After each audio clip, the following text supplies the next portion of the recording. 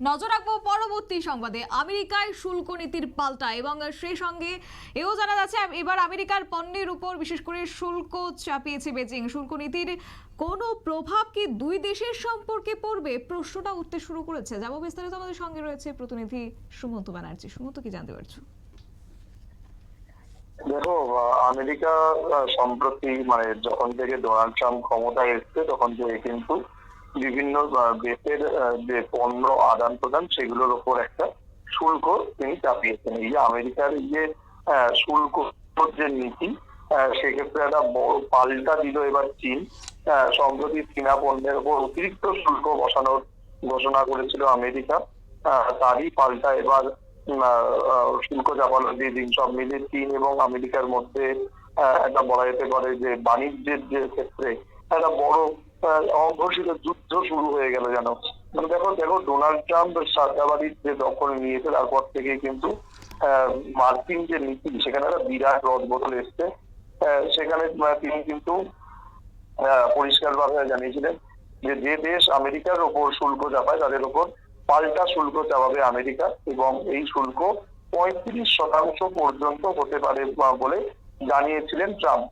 আর এই বিপুল পরিমাণ যে শুল্ক না চাপালে যে শেষ পর্যন্ত 10% শুল্ক চাপানো হয় চীনা পণ্যের ওপর, এবং মঙ্গলবার থেকেই এই নয়া শুল্ক হার কার্যকর হয়েছে।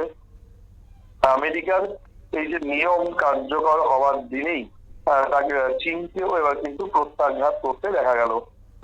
মার্কিন তরফ থেকে 10% যে শুল্ক চাপানো হয়েছে তারই পাল্টা মঙ্গলবার অর্থ মন্ত্রকের তরফে এক বিবৃতি প্রকাশ করা হয়েছে, যেখানে মার্কিন পণ্যের ওপর 10 থেকে 15% শুল্ক পর্যন্ত চাপানোর কথা বলা হয়েছে চীনের তরফে। এবং আগামী 10ই মার্চ থেকে এই নয়া নীতি কার্যকর হবে, যেখানে মার্কিন পণ্য চীনে বিক্রি করতে গেলে খরচ করতে হবে বাড়তি অর্থ, এবং এই যে বাড়তি অর্থ খরচ করতে হবে খুব স্বাভাবিকভাবেই কিন্তু সেখানে জিনিসের আরো দাম বাড়বে। তবে এই যে মার্কিন পণ্যের উপর যে চীনের আমদানি শুল্ক বৃদ্ধির যে বিষয় তা কিন্তু নতুন নয়, কারণ এর আগেও দেখা গেছে যে আমেরিকা থেকে কয়লা এবং প্রাকৃতিক গ্যাসের উপর 10% ও অপরিশোধিত তেল, কৃষি সরঞ্জাম, বড় গাড়িতে 15% শুল্ক আরোপ করা হয়েছিল। এবার নতুন করে যে বেশ কিছু পণ্যে বাড়ানো হয়েছে শুল্ক, বেজিং এর যে বিবৃতি সেটা কিন্তু বলা হচ্ছে যে শুয়োরের যে মাংস, সয়াবিন, এইসব ক্ষেত্রে বহু পণ্যে 10% এবং 15% শুল্ক চাপানো হয়েছে, বা মুরগির মাংস, গম, ভুট্টা, এই ধরনের যে সমস্ত প্রোডাক্ট গুলো রয়েছে সেগুলোর উপরও কিন্তু শুল্ক চাপানো হয়েছে। আর এই যে শুল্ক চাপানো হলো তার ফলে কিন্তু এখন যে জিনিসপত্রের দাম তা আরো বাড়বে, এবং এই যে দুই দেশের এই যে সিদ্ধান্ত তার কিন্তু ফল ভুগতে হবে আম আদমিকেই। এবার বিষয়টা হলো যে এই যে নতুন যে কার্যকর হলো তার বলে কিন্তু যেটা মনে করা হচ্ছে যে দুদেশের যে সম্পর্ক সেখানে সেই অর্থে কোনো কিন্তু প্রভাব পড়বে না। আমেরিকা যে ঘোষণা করেছিল এই শুল্ক নীতি, তারপরেই আমরা দেখেছিলাম যে কানাডা, মেক্সিকো, চীন তারাও কিন্তু এই শুল্ক চাপানোর কথা জানিয়েছিল, এবং যেটাকে মনে করা হচ্ছিল যে একটা প্রতিশোধমূলক কাজ করতে চলেছে।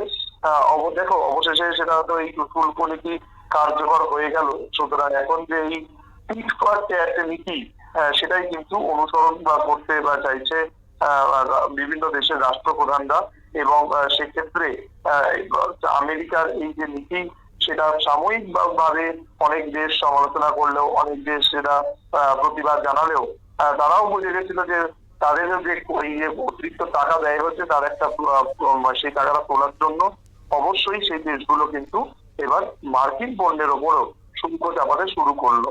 শতাব্দী, ধন্যবাদ। আপনারা শুনলেন, অর্থাৎ দাঁতের বদলে এবার দাঁতের নীতি নিয়েছে কমিউনিস্ট চীন। মঙ্গলবার চীনের অর্থ মন্ত্রকের তরফে বিবৃতি জারি করেছে যে মার্কিন পণ্যের উপর অতিরিক্ত শুল্ক চাপানোর কথা জানিয়ে দিয়েছে, এবং একদিকে আমেরিকা ডোনাল্ড ট্রাম্প সরকার চীনের উপর অতিরিক্ত শুল্ক নীতি বসাচ্ছে, অন্যদিকে তারই পাল্টা বিবৃতি চীনের, এবং চীনের তরফ থেকেও বলা হয়েছে শুল্ক চাপানো, তাও আবার মার্কিন পণ্যের উপর। নিয়ে নিচ্ছে ছোট্ট একটি বিজ্ঞাপন বিরতি, সঙ্গে থাকুন।